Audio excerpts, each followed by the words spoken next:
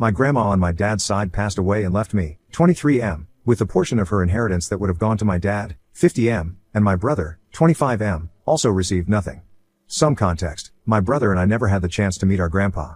My dad has always told us about their tumultuous relationship and how it caused them to drift apart before I was born. He met my mom, 50F, through work back in the day and they fell in love and had my brother. But when they got married, my grandpa stopped talking to my dad. He said my grandpa never approved of my mom because of the family she came from. Apparently my mom was of a different church and he was this real old school traditional German guy and never approved of it. My dad distanced himself after that and then they had me. Because of that, his relationship with my grandma suffered. I don't remember ever going to my grandma's until after my grandpa passed away when I was about 11. And after his death, my grandma had reached out to my dad and then we all started spending more time with her. Everything was going well. We spent Christmas and Thanksgiving at her house every year. She was the best little old lady. I couldn't fathom why my dad never had a relationship with her or why she never reached out to my dad sooner. She seemed like the type of woman that wouldn't hurt a fly. Her joyful energy was infectious. She had the best life. She didn't take herself too seriously. She made the best cinnamon buns and her house always smelled like fresh bread. There was something weird though that I noticed as we got older. If my brother asked to come over, she'd sort of refuse him. But if I asked if my brother and I could come over, she'd say yes right away. She'd even call the house and ask specifically if I was coming to visit soon. Then at Christmases, I started to notice that I was getting the bigger and better gifts. I'd even get more from her. And more cash in our cards.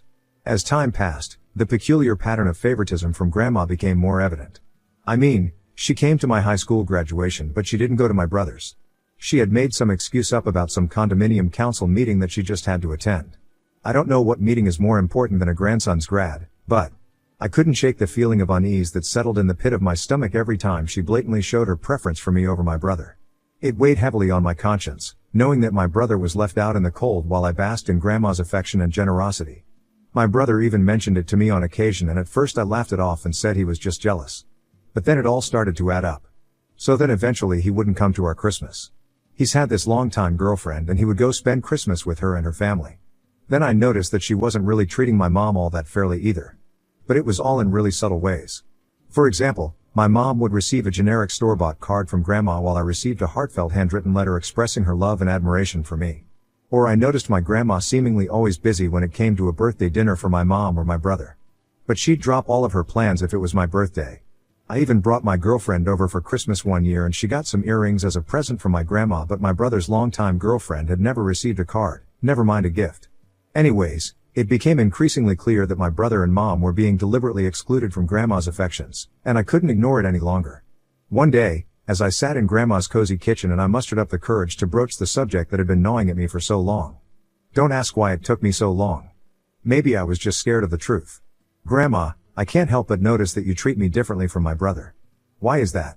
Well, she straight up said, sweetheart, it's not what you think. And just brushed it off. But her evasive answer only fueled my determination. But before I could really get into it, sadly, my grandma passed away last year. After attending her funeral, I got this call that I was summoned to meet with a lawyer. I had told my dad this and he said that was weird.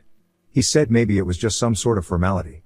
But he was definitely expecting to get a call in the coming days. When I got there, it was just me and her one living sibling. Well, it was revealed that she had left behind a house worth over $800,000 and over $300,000 in cash and heirlooms and RRSPs. The inheritance was to be divided equally among the two of us, her brother and myself, representing my dad's share. I asked the lawyer if that was all. I said there had to be some mistake and he said there wasn't a mistake. My grandma didn't leave her son with anything. Or my brother. I instantly felt sick to my stomach. It wasn't like she had a bad relationship with them. From what I saw, she was really close to my dad. She'd call him all the time and they'd spend a long time chatting over the phone. He'd go over there just for coffee or to help her out with her garden or whatever she needed help doing around the house. This just seemed wrong. I had no idea what I was going to tell my dad because I knew he'd be curious and text me later asking how it went and what it was all about. Well, sure enough my dad texts me that night and asks if everything is okay. I called him up and told him what happened. When he learned about this, he protested and questioned how it could be possible. I said I didn't know. He said something is wrong here and demanded for the lawyer's contact information. So naturally I gave it to him because I couldn't explain it any better than I was. I didn't know any better than he did. A few days later, I get a call from the same lawyer and he's asking me to come in. I thought I was going to get in trouble for handing out his contact information, but when I got there, he gave me a letter written by my grandma from about 5 years ago. Apparently this letter was to be read to me and me alone after her death. In this letter, she explained why my grandpa had completely disowned my dad and why she wasn't including her son and my brother in her inheritance. She revealed to me that my brother's biological father is, in fact, not my dad. She said my dad met my mom, and my mom cheated on him early on in their relationship, ended up getting pregnant by someone else, but my dad knew all of this and still went ahead and married her after my brother was born. She said they knew all about the cheating and the infidelity and tried to warn my dad that if he went ahead and married my mom, that they'd cut him out of their will and subsequently any kids that my mom and dad would have, including the child that isn't even his, aka my brother. She said that my grandpa wouldn't allow my grandma to speak to her boy even though she desperately missed him and wanted to, thus their relationship collapsed. She said they were trying to prove a point to him by cutting him out, and thus sacrificed having a relationship with me. She specifically said me, she didn't mention my brother. This also meant that my dad wasn't included in any of their business affairs. They used to own a bunch of car washes. She said that originally my dad was to inherit these, but they sold them before my grandpa died just to spite him. They cut him out of everything. She said that my brother's dad was some guy named Philip that my mom went to church with, so I guess the different church thing was sort of true. She said that she never trusted my mom after that and couldn't forgive her for hurting her baby like that. And she said that once I came along, and she finally met me, it brought back all of those years of guilt, and she said that she wanted to love me and give me everything that she had missed out on. She said that it was like her second chance at having a son. But she said that every time she looked at my brother, she was reminded of my mom's infidelity and trickery. She said she had made a promise to my grandpa to never speak to us, but that she could not speak to me or be in my life. But the cost of that was, in turn, breaking her promise to her husband. The letter said that at the time, my brother didn't know that our dad isn't his biological father. So then I thought, does he still not know? Should I tell him? Why would my grandma suddenly leave this for me now? Help. Update 1. Okay. So the comments were telling me that I have to tell my brother. A lot has happened, so here we go. I really wrestled with the weight of knowing what I knew. I debated for a few days and I actually lost a lot of sleep over this. If he didn't already know, I thought it could potentially rip apart the fabric of his reality and shatter the image he had of our family. Either way, I decided I was going to share my inheritance with my brother and my dad. First off, I was going to meet up with my dad and tell him about the letter and tell him that I knew what happened. I decided to call my dad over to my place so that I could chat with him without my mom walking in. I ended up telling him about the contents of the letter and I asked him why he decided to stay with my mom. He said he was aware of my mom's infidelity but chose to stay because he loved her, regardless of the circumstances of my brother's birth. He assured me that he had accepted my brother as his own from the moment he held him in his arms and would continue to do so, no matter what. He said that despite his parents cutting him off because of that and trying to make a point and teach him a lesson, they had actually taught him to give people second chances. After my mom getting pregnant with my brother, she was disowned from her family who were hella religious because she had premarital sex. He said my mom had nowhere to go and no one to turn to and he couldn't just leave her like that. He said your mother made a mistake, but I chose to see beyond that mistake and embrace the challenge of raising a family with her. And he said they worked on their relationship really hard after that, and worked on trust, and he said they still go to couples therapy every now and again but that her loyalty has unwavered ever since and she's paid for that mistake every time my grandma looked her in the eyes. I asked him if my brother knew. And he said that he doesn't. I told him that I was going to speak to my mom and that I was going to give them a week to tell him before I tell him. I said if they don't tell him, I'm not going to split my inheritance with him and my brother. Then he sort of got pissed at me and said that it's not my secret to tell. And he said that it's technically not my inheritance. I maintained that he has 7 days and I don't get confirmation from him that my mom and him told my brother, then I'd be splitting my inheritance with only my brother. Then he tried to tell me that I had no right to meddle in their family affairs and threatened to withhold inheritance as a means of coercion. He emphasized that it was their responsibility to handle the situation with my brother, not mine. He warned me of the potential consequences of interfering in such a delicate matter and urged me to reconsider my stance. But despite my dad's objections, I told him I said what I said. Well, within that week, he texted me and tried to get me to reconsider. He tried to say that it would be too shocking for my brother to find out by me. He said my brother would be devastated. And I said yeah, he's going to be devastated and it is a lot to process but he deserves to know and he deserves to hear it from you so that's why I'm giving you the time and the opportunity to tell him. Then I said that my mom isn't ready to tell him. And I said why not? He said that she was afraid that my brother will disown her and she doesn't want to risk losing that relationship. And I said that wasn't my problem.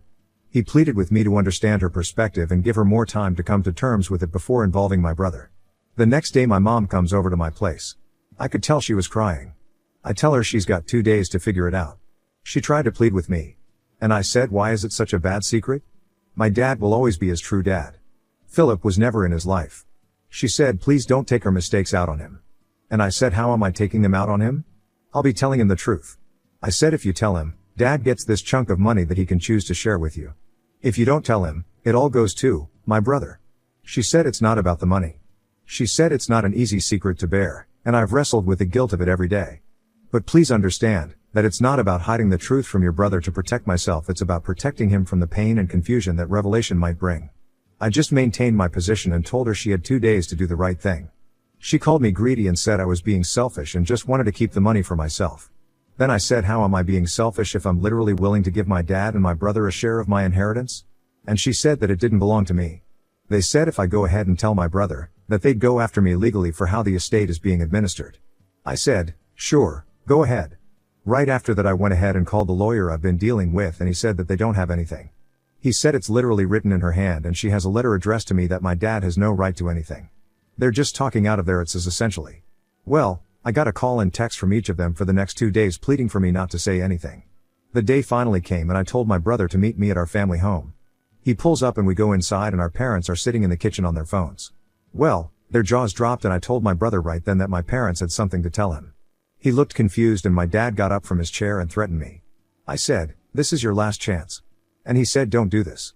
And then I told my brother to sit down and I went ahead and told him everything. I even gave him the letter that Grandma had written. He listened to me. He looked at me in shock, devastated, and my heart broke for him. My mom tried to speak, but my brother cut her off, his voice shaky as he asked how they could lie to him his whole life. My mom began to cry, apologizing profusely and trying to justify her actions. But my brother wasn't having it. He stood up abruptly, knocking his chair over in the process, and told them that he needed some time alone to process everything. He walked out to the front of the house. I couldn't bring myself to look at them, I just walked out too. We sat there on the lawn just crying together and I told him that I was going to share my inheritance with him. I know that he's been struggling and he wants to start up his own business and get married to his longtime girlfriend. They want to buy a house and start a family, and the amount that I would receive is far too much for one person. I'll keep you posted if anything significant happens. Thanks for listening. Update 2. Honestly, I've been thinking and I really believe that my grandma didn't want me to just keep the money. I think she only wrote me and her brother in the will because she was trying to keep a promise to her deceased husband. I think she held on to the letter because she knew that I'd do the right thing with the money at the right time. I did give half of what I got to my brother. He's currently in the process of purchasing his first home with his fiancée. My dad tried to actually open up a lawsuit but it was tossed out. My brother isn't currently speaking to them. The only communication I've had with them was legally, but even then it was through a third party. Anyways, that's where we're at. But yeah, I like to think that my grandma maybe had a change of heart towards the end and felt really awful for how she treated my brother. I hope the money he received can somehow make up for all of that. Now on to the next story. Story 2. Caught my wife cheating with my best friend after she falsely exed me for years. The pictures I took while they slept made her beg for mercy. I, 28 male, recently divorced my ex-wife, 25 female, after 2 years of marriage. The first time I met my wife was in college. I was ahead of her in class, and shortly after we became friends, I graduated, but my wife and I kept in touch. Fortunately, things went smoothly for me, and I was able to get a good paying job months after I graduated from college. By this time, my wife and I had gotten closer, and occasionally, I would support her financially, so she could take care of things she needed too. Even though we were not dating, we got intimate, and it was more of a friends with benefits relationship. But as time passed, I fell in love with her, and we were officially dating in no time. While we dated, our relationship had a lot of ups and downs, and I should have considered this a red flag, but because I was deeply in love with her, I thought my influence would rub off on her, and she would change with time. I wasn't the kind of boyfriend who always fought or argued, but my wife was.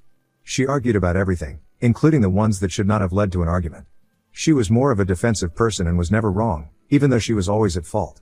Eventually, we dated for 2 years after breaking up a couple of times, and later on, we married. Aside from her defensive nature and inability to control her anger, my wife was a good person.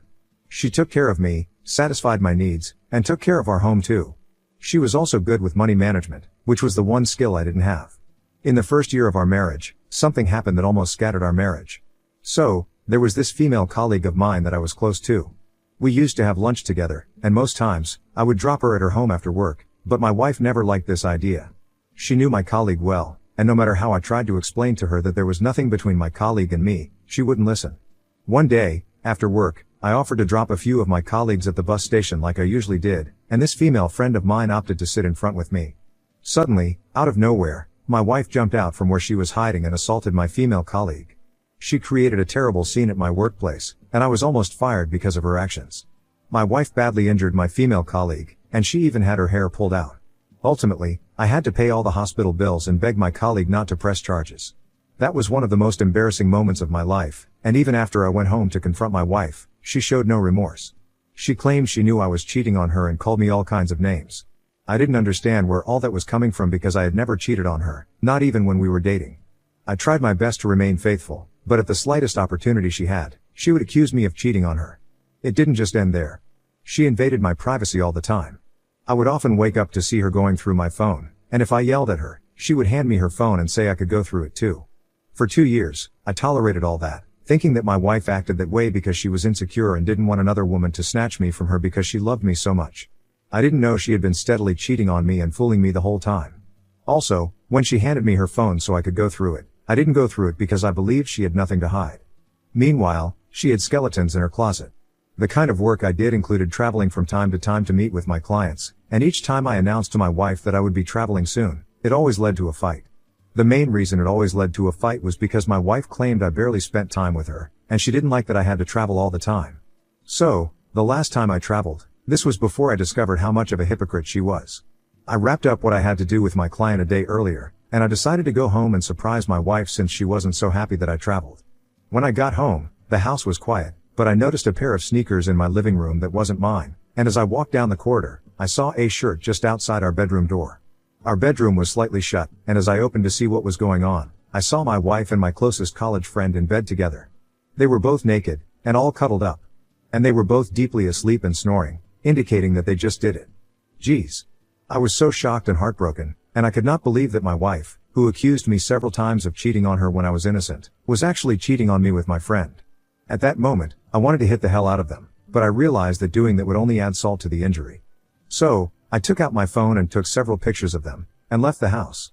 While they slept, I sent their pictures to my wife's family WhatsApp group chat and sent them to our close circle of friends and even the people who knew my college friend. By the time they woke up, almost everyone I knew and they knew had their pictures, and they sent them a lot of angry messages. Shortly after my wife realized what was happening, she called me to ask if I had received any pictures from any number, and I told her I gave her up that evening to take her things and leave my house. When I said that, she knew I was the one, and instead of being all defensive like I expected her to be, she started begging me on the phone. She said it wasn't what I thought and that she could not explain how it happened, but I didn't fall for anything she said. After I sent my friends the pictures, some of them began to tell me they knew about my wife's infidelity.